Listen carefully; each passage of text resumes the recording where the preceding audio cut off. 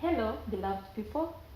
Thank you so much for tuning in on a daily on our show, Redefining Possibilities, where we delve into aspects of life, spirituality, relationships, finances, intimation.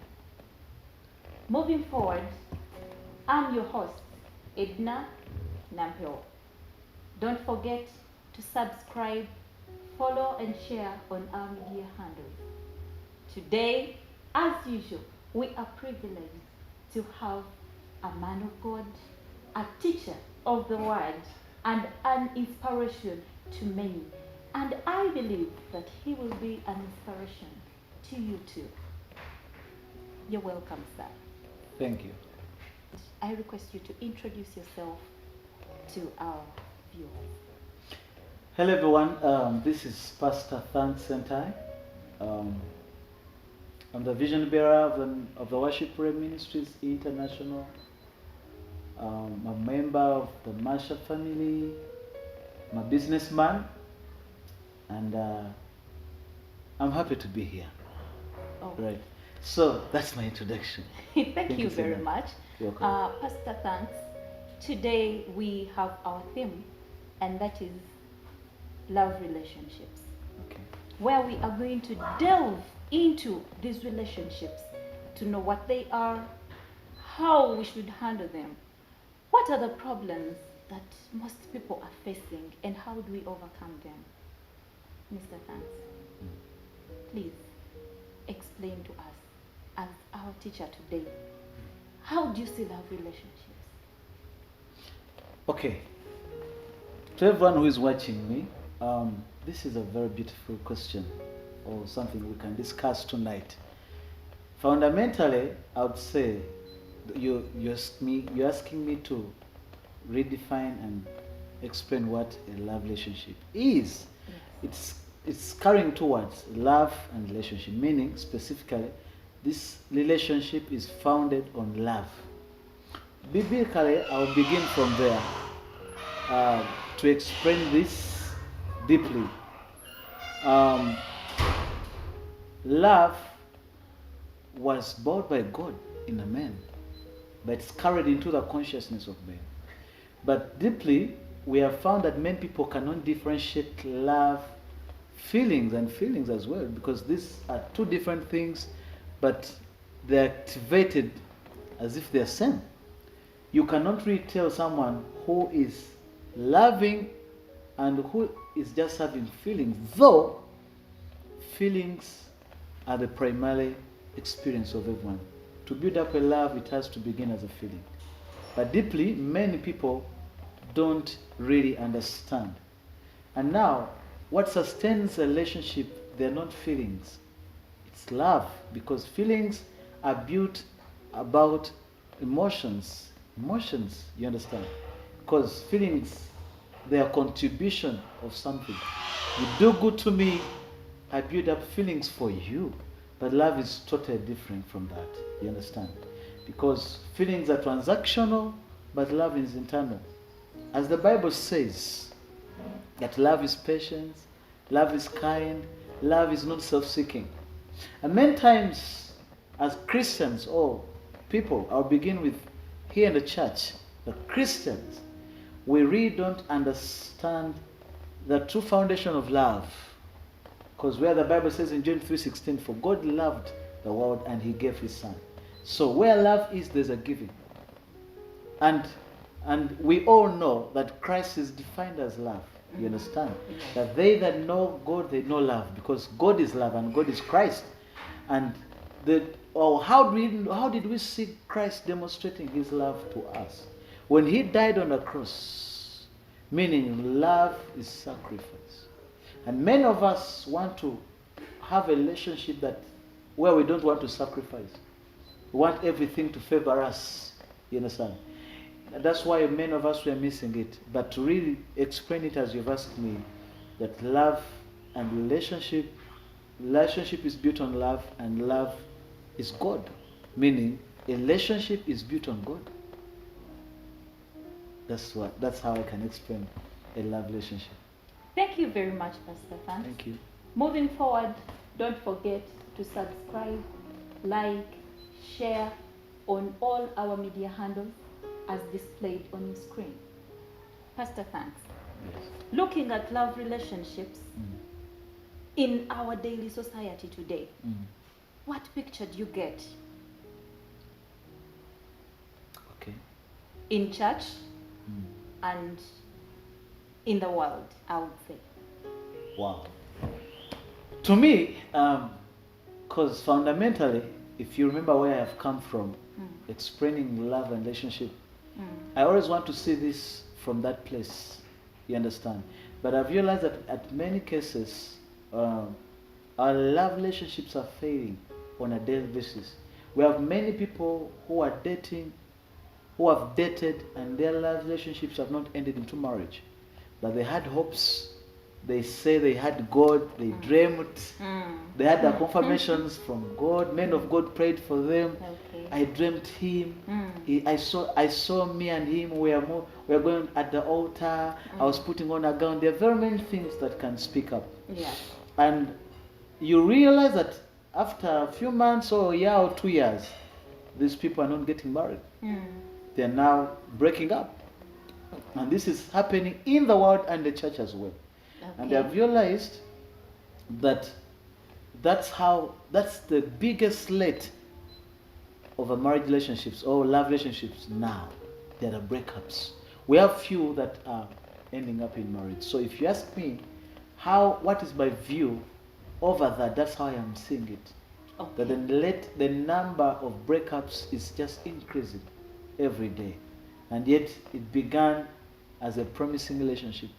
Some even took the first steps, they proposed. Some even went home, and all that, but they realized that they couldn't make up in life. Okay. Yeah. Thank you very much. To you that is watching, I think for the little we have heard, you have really seen that he is a teacher. And I would request that you share as soon as possible to your neighbor, to your friend, subscribe, like, and follow as we delve much deeper into relationships. Are you single? Are you dating? Did they propose? What are you up to? Are you in a relationship or believing that you will be in a relationship anytime? My friend, listen and borrow a leaf. Thank you. Pastor, thanks. Yes, please. Looking at all those astonishing kinds of relationships, how would you advise? Because looking at the world today, old people are breaking up, young children, I will call them young children, though they are young children, of course, when you look at their stature, but they have ages that is 20, 22, 23, they're in relationships, but they are also breaking up. 30s are breaking up. 40s are breaking up. There is surely no one to advise who. But and divorces are increasing. Divorces are increasing In every the church. time. In the church, in the world. But how do you advise? How do we come about this problem? Wow. I'll begin by saying, marriage is not for the aged. Marriage is for the mature. There are people who are old enough to get married, but they're not mature enough to get married. I think you can get that statement. I get it. Let me even repeat it again. There are people who are old enough to get married, but they're not mature enough to run a marriage life. The Bible says in Matthew 19 and verses 11, the Message version, the Bible says, but Jesus said, this is Jesus saying, that not everyone is mature enough to live a married life. You understand? Okay. And the Bible says it requires a certain aptitude and grace. And the Bible says marriage isn't for everyone. Wow.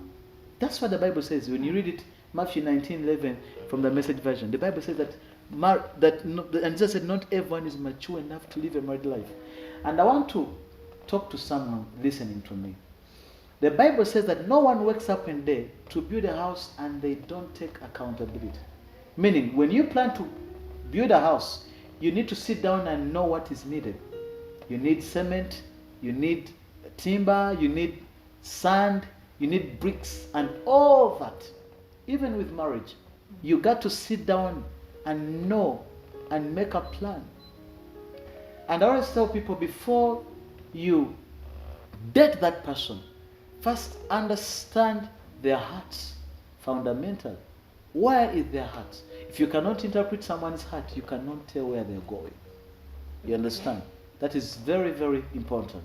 Secondly, where we miss it, our foundation. What is that thing that is bringing us together? Is it that you're beautiful? Or is it that he has the American height? He has a big beard like mine? What is the point? Because if you cannot interpret that fundamentally, you will not keep it up. Feelings go by time. Okay. And I always tell people, you cannot realize that you love someone until you get married for 2 years. Oh, these are feelings. You understand? Where he sends flowers, you gift her, he remembers your birthday, things of that sort. All that is beautiful. But it's a pathing of a feeling. There are paths of feelings. But deeply, God is not inviting us into this only for fun. Let's look into this from the foundation. The first marriage couple we see is Adam and Eve. What did God say about marriage when he was meeting Eve and Adam? He told Adam, it's not good for a man to be alone. He went into Adam, the Bible says, and he got Eve out of Adam. Meaning, your perfect wife should come out of you. Okay. The perfect husband should be the missing part of you. God only gives you what fulfills you. Meaning, when you sit down, what do you see in this person that adds on you? Because I always tell people and ministers as well, the person you're marrying or you're getting married to is either adding on you or reducing you. And I've seen many people, many pastors, whose ministries are going down on a daily basis because they married wrong. I've seen women. There's a worshiper I knew many years ago, a great worshiper, a friend. Then a man came to her and told her, I want to marry you. I love the worship in you. And she felt so, attached. Because she always wanted a man that will contribute on her ministry, something like that. The moment this woman got married, the guy stopped her from going back to church. Stay home, don't work. The guy is Christian. And many of you think, as long as he stands speaking, he goes to church, he goes to the choir, he's a minister, that's all. No. He can be a perfect guy, but not yours. Okay. You understand? Because the Bible says that she will never lack her mate. Everyone has been designed by your mate. God has designed someone for you. And I always tell people, I always tell my friends, it will be pity to get to heaven and realize the man that you stayed for 8 years wasn't your husband. But you struggled with a dude, you struggled with a woman, but she wasn't your wife. What am I trying to say? Take time as you're choosing a partner. Understand, learn to hear beyond feelings. Learn to hear their heart. Learn to hear their vision. Learn to hear God right. Because it's very hard to hear God when the feelings are high. When you go to sleep, you dream him. Of course. Because he's already on your mind.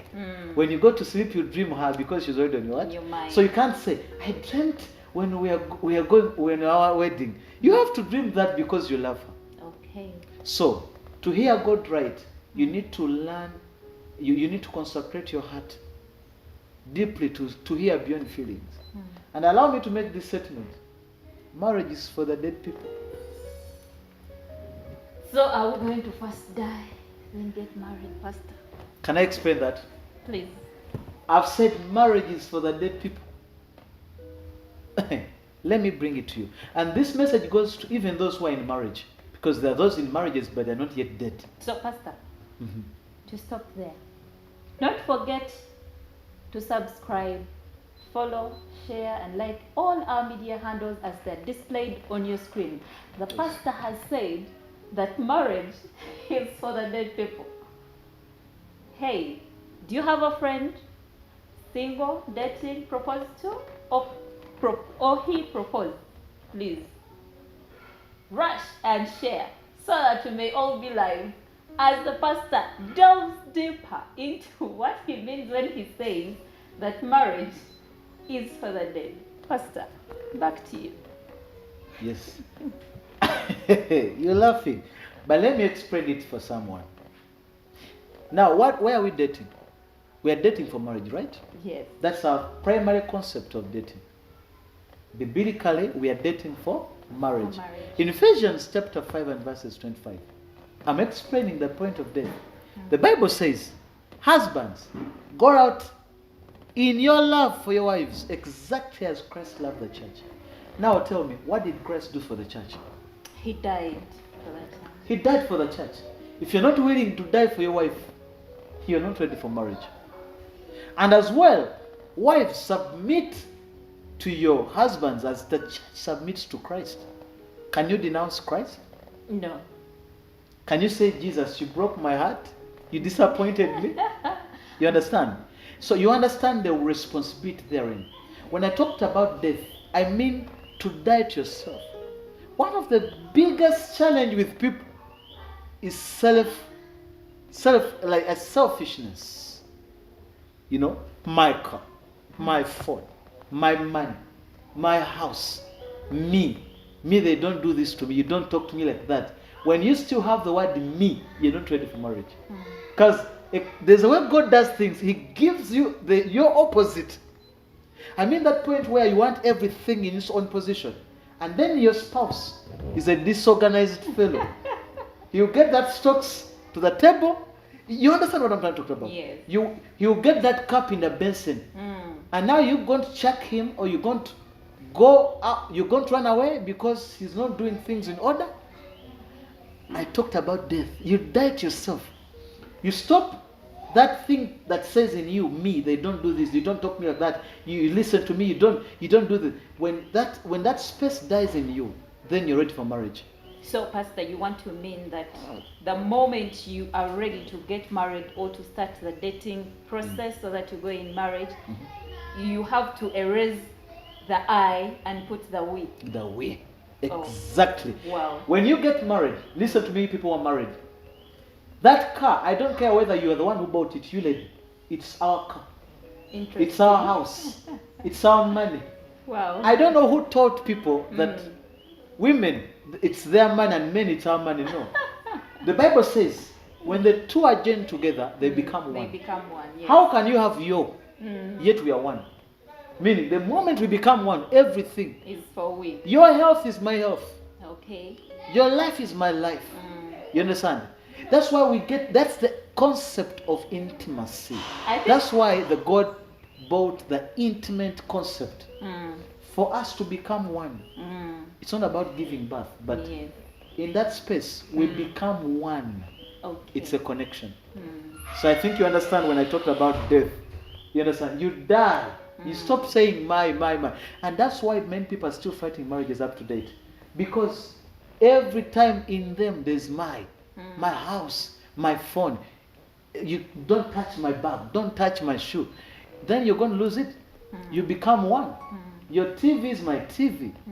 Your house is your mouth. Your life, your feelings are my feelings. Okay. And that's why many people don't care about other people's feelings. You understand? Do you know, to keep a love relationship or a marriage, there should come a point where you need to compromise. Okay. You need to compromise. How? It's that point where there are things you don't want, and you're going to begin loving them for the sake of your spouse. You understand? To conclude and pack up the we. The we. Wow, interesting. Let me bring it to you. Your husband loves matoke, but you don't love matoke. I really don't love matoke. I just want to try it. Woman of God, you're going to learn how to prepare matoke, and you're going to learn how to eat matoke. Oh my God. Let me bring another example. Majorly, men love football. Yeah. But women do not love football. Yeah. But there's nothing that attracts the attention of a man when you show him that you understand football. Just imagine that evening when he comes back and you've made some research about football and you have some lines you're putting around. He'll be so surprised that you love football. You understand what I'm telling you? To keep some people, or to keep this love marriage, moving, you need to compromise. You need to adopt certain things for other people. Now, Pastor, Mhm. I'll put a question to you in relation to the compromising, and I will also bring football and soaps. Soaps. Yes. Now, I'm a girlfriend, and I have my boyfriend. Mhm. He loves football, and I love my soaps. You love my soaps. Yes. So at the same time, where I have to watch my soaps, it's the same time he has to watch his football. Now, who should compromise? Wow. Wow. It's such a question. Now listen. Mm. Communication is key. How you communicate in this matter Mm. brings it around. Okay. So I always let me bring my reasoning. Those soaps normally have a review. Huh?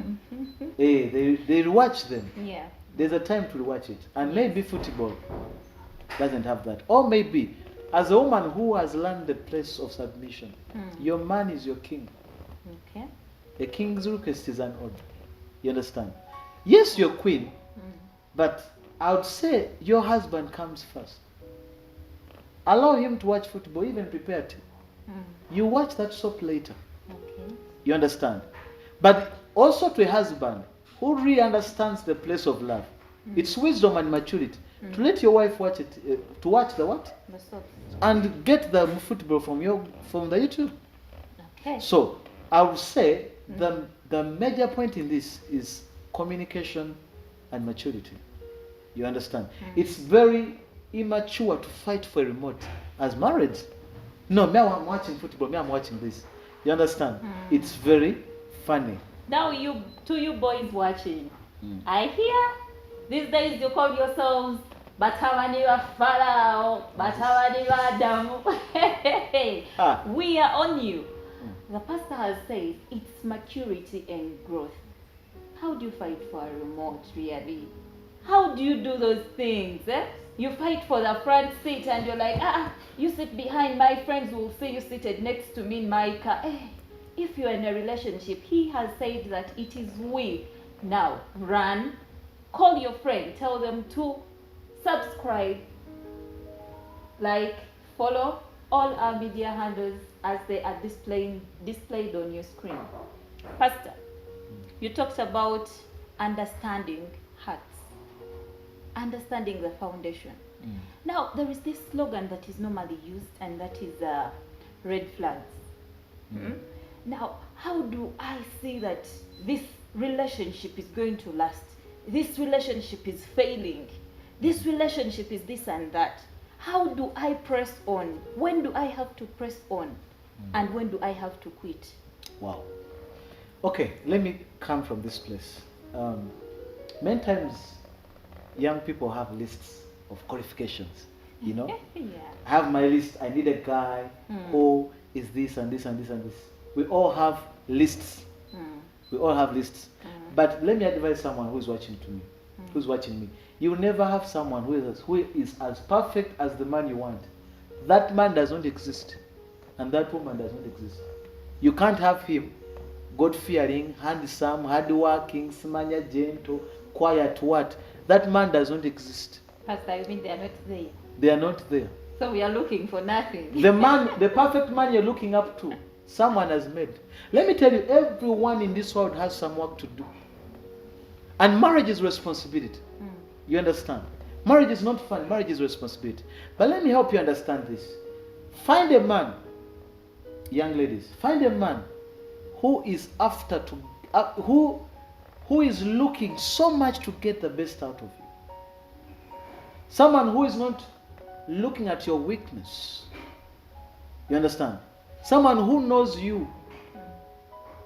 And women, marry a man that you can submit to. Mani, I had someone gagamba njafuna akasajja akampika kube. Don't get a man that you can beat. Marriage will fail. You understand? Do you get where I'm coming from? But you talked about this red flag, what. I think the problem with young people is that they want they're qualified, yet they're not qualified. Okay. You understand? Ask yourself, that kind of a man you want, Are you suitable for him? If you were a mother, huh, would you give a daughter, would you give your son to a woman like you? Let me talk to gents. If you were a father, would you give out your daughter to a man like you? Meaning, you need to have a self-evaluation. You understand? You need to look into yourself. Everybody has some work to do. No. Can you get a man who loves God, who has a relationship with the God you know? Hey, that's very important. Who has a relationship with the God you know? Secondly, get a man who has a vision. Women marry visions, marry man purpose. We marry purpose. What is your part in my life? Where is your space? Then women, we marry vision. Where is he going? He might not have that money, but as long as he has a vision, unveil it and understand your space as a woman in the spirit to accomplish that vision. You understand? That is fundamental. I don't care whether he can't keep quiet over, he doesn't know how to, he's not so smart. You can work out all that. But the basic things you need to look out, his heart, the vision, the God he understands. You understand? And to men who are listening to me and watching me, men marry character. We men, we understand love through submission, not gifts. You don't need to buy me flowers. The fact that if you understand that you respect me and submit to me, that is love to me. And women understand love through language. You understand? They want care. They want your presence. All that are factors. But deeply, I would say, to young ladies who are watching me, work out on your character. I don't care how beautiful you are. There's a video I released recently. I told these girls, yes, you know how to do makeup, you know how to dress, but your character has no makeup. Ka character ko kaina ka growth kanje. So it's that time where you need to go and work out yourself. Then you earn marriage. Yeah. Okay. Yeah. Wow. Wow. It's been such a touching moment. Yeah. He hit us, but he hit many. You sons of Adam. I hear Watawani wa Pharaoh. Wow. Pastor, thank you very much. Wow. What has caught your attention? What caught my attention is such his heart. And the other thing is, if you are the mother, would you give your son to a person like you? And if you are a father, would you give your daughter to a man like you? Wow. Thank you for watching. Bye-bye. Bye-bye.